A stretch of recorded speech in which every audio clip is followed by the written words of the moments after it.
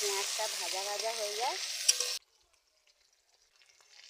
রসুন আমি দিয়ে দিচ্ছি তেলের উপর, আদা দিয়ে দিচ্ছি, টমেটো দিয়ে দিচ্ছি, দিয়ে আমি ভেজে নেব।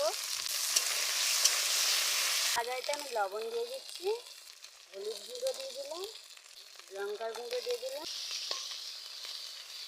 মেখে রাখা মাংসগুলো কড়ার মধ্যে দিয়ে দিচ্ছি।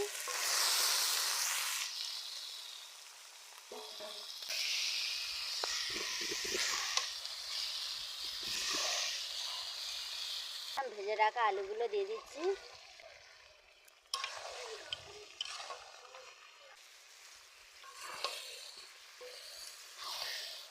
কষা হয়ে গিয়েছে, আমি এবার জল দিয়ে দেবো।